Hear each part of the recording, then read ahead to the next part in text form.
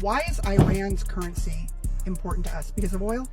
Well, it's going to be backed. And to come into the BRics system, they're backed by gold and silver. And so to be a member of a group that's basically wanting to do away with the petrodollar and the US dollar, which is not backed by anything, right?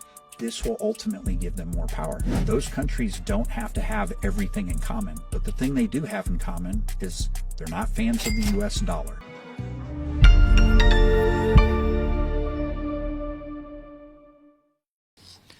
In the face of horrific violence, the Iranian people have firmly and proudly stood up for themselves. Did we retreat from our ideal of independence? Did we surrender to the will and whims of imperial power? The answer is clear. We did not and never will. I come from an ancient land whose leaders have stood courageously by their people in the pursuit of justice, independence, and the defense of sovereignty and territorial integrity, sacrificing their lives for historic and national ideals. I speak for an Iran whose armed forces, medical personnel, school teachers, and law enforcement officers never once placed their own safety above saving the lives of those they are duty-bound to protect, and served with honor on the front line of humanity. I speak for a people which, under horrific bombardment, chose to stand firm, for the mothers of Minab who did not bend under the grief of losing their children, for young people who refused to let the dust of war erase their bright futures, and for a nation that, despite all pressures, continued to believe in a free, stable, and just world. By now, it ought to be clear that Iran is unbreakable and only emerges stronger and more united when under pressure. While ready to fight with everything we have in defense of our freedom and our soil, we are equally ready to pursue and defend diplomacy. While ready to fight with everything we have in defense of our freedom and our soil, we are equally ready to pursue and defend diplomacy. As I have repeatedly stated, there is no such thing as a military solution to anything related to Iran. We Iranians never bow to any pressure or threat, but we reciprocate the language of respect. As much as our powerful armed forces remain ready to exact devastating retribution on foreign aggressors, my people are peace-loving and do not seek war. We are not aggressor in this sordid situation, but the aggrieved. These crimes and the Western silence they are met with can only take place if there is a sense of impunity. That false sense of entitlement must be shattered by all of us. Iran, therefore, calls upon BRics member states and all responsible members of the international community to explicitly condemn violations of international law by the United States and Israel, including their illegal aggression against Iran, a member of BRics, prevent the politicization of international institutions, and take concrete action to halt warmongering and to bring an end to the impunity of those who violate the UN Charter. Those who pursue reckless adventures may believe it furthers their geopolitical interests, but as consumers and governments around the world now sense and understand, regional instability is a lose-lose proposition for all sides, including the aggressors. My point is, before we even get to a nuclear negotiation, this regime is getting money to rebuild, purchase more drones, cause more havoc. And this is before we're even trying to get back to But I apologize, I don't understand how they're getting this. What revenue are you referring to? Well, there's two sources of revenue we're seeing. One is the revenue from the Chinese, that's factually documented. And number two, the revenue that you're proposing that they should receive by releasing all of their highly enriched uranium, as well as in making a commitment about their enrichment capacities. Yeah. Hold on.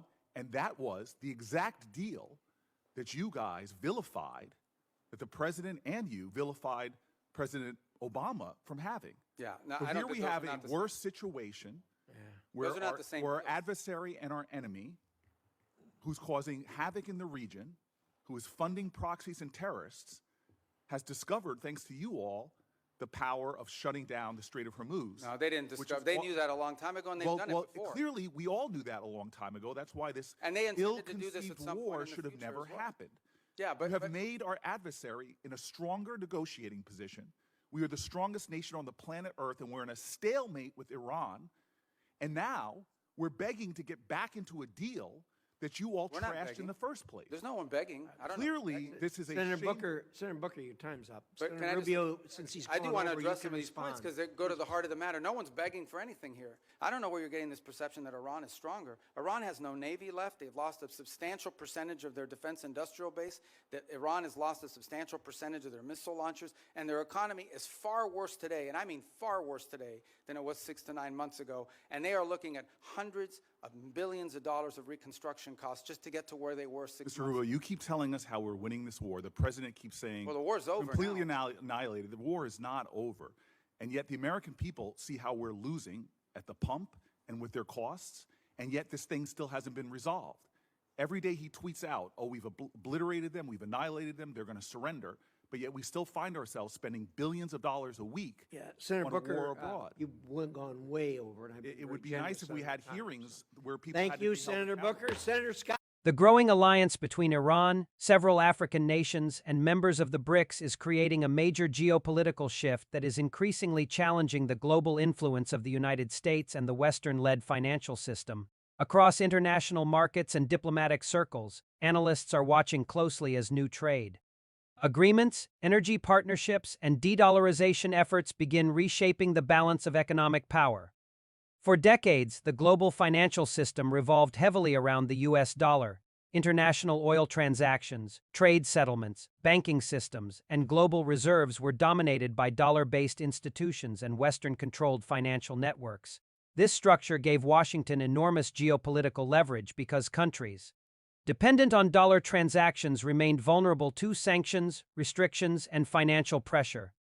However, recent global tensions accelerated efforts by many countries to reduce dependence on Western financial systems. Nations facing sanctions or geopolitical pressure increasingly began exploring alternative payment systems, local currency trade agreements, and new economic partnerships designed to weaken U.S. financial dominance.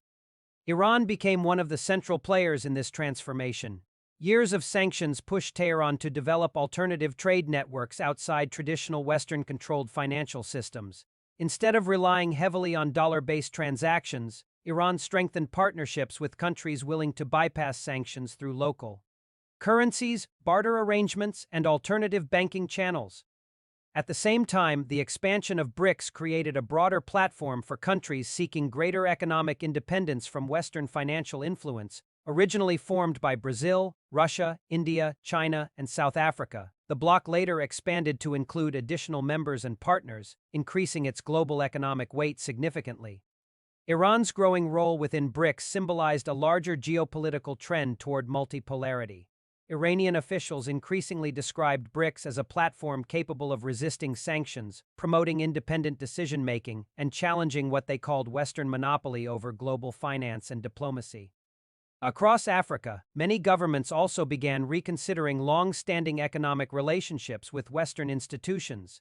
African leaders increasingly argued that dependency on dollar-based systems and external financial pressure limited the continent's economic sovereignty. Discussions about local currency trade, regional integration, and alternative financial systems gained momentum. The issue became especially important because many African economies remained vulnerable to fluctuations in the dollar and Western monetary policies. Rising debt costs, inflation, and sanctions-related disruptions pushed several governments to explore new trade arrangements with BRics partners and Middle Eastern allies. Iran's energy strategy became a major part of this evolving geopolitical landscape. The country's position near the Strait of Hormuz, one of the world's most important oil shipping routes, gave Tehran enormous strategic leverage over global energy markets. During periods of heightened regional tension, concerns about disruptions to oil shipments created major pressure on global economies and energy prices. Some analysts argued that Iran's willingness to conduct energy transactions outside the dollar system accelerated global de-dollarization efforts. Reports discussing oil trade settlements in Chinese yuan instead of dollars fueled international debate about whether the petrodollar system was beginning to weaken. The rise of alternative payment systems also contributed to these concerns. Countries within BRics increasingly explored mechanisms allowing trade outside traditional Western banking infrastructure. China's cross-border interbank payment system and Russia's alternative financial messaging systems became part of broader efforts to reduce dependence on SWIFT and dollar clearing institutions. For African countries, these developments created new opportunities. Governments rich in oil, minerals, and agricultural resources increasingly saw the possibility of negotiating trade agreements in local currencies or through non-Western financial frameworks. Some leaders believed this could reduce vulnerability to sanctions and improve economic sovereignty. The geopolitical significance extended beyond economics alone. Many countries across Africa and the global South increasingly viewed BRics as a potential counterweight to Western political influence. Calls for multipolarity became more common in diplomatic speeches, reflecting growing frustration with what critics described as unequal global power structures. Iran positioned itself strategically within this environment by presenting resistance to Western sanctions as part of a broader global struggle against economic coercion. Iranian officials repeatedly urged BRics nations to strengthen cooperation against sanctions and what they described as Western hegemony. At the same time, China's expanding economic role across Africa strengthened the broader BRics influence on the continent. Infrastructure investments, mining agreements, energy partnerships, and industrial projects connected many African economies more closely with China and other non-Western powers. This shift created growing anxiety.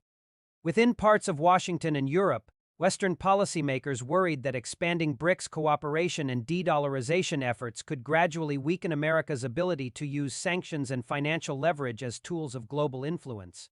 Still, the situation remains highly complex. Despite growing de-dollarization efforts, the U.S. dollar continues dominating global finance due to its liquidity, stability, and deep international trust.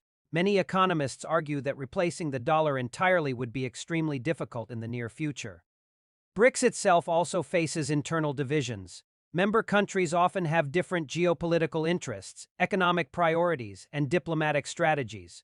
Recent disagreements over conflicts involving Iran demonstrated that the bloc does not always act as a unified political alliance. Critics also warn that countries heavily aligned against Western financial systems may face economic instability, reduced foreign investment, and long-term institutional challenges. Research examining Iran's prolonged confrontation with Western economies suggests sanctions and isolation created major economic costs despite efforts to build alternative systems. However, supporters of the current geopolitical shift argue that the global order is clearly becoming less unipolar than in previous decades. They believe the rise of BRics, alternative payment systems, and local currency trade reflects a larger historical transition toward a more fragmented and multipolar world economy. For many African governments, the attraction of this new system is less about opposing America directly and more about gaining flexibility and strategic independence. Leaders increasingly want the ability to trade, invest, and cooperate globally without excessive dependence on one currency or one geopolitical bloc. The emotional appeal of these changes is especially strong among younger generations across Africa and the global South. Many see the weakening of Western financial dominance as part of a broader movement towards sovereignty, self-determination, and a more balanced international order. In conclusion, the growing cooperation between Iran, African nations, and the BRics represents a major geopolitical shift challenging the traditional dominance of the United States within global finance and international trade.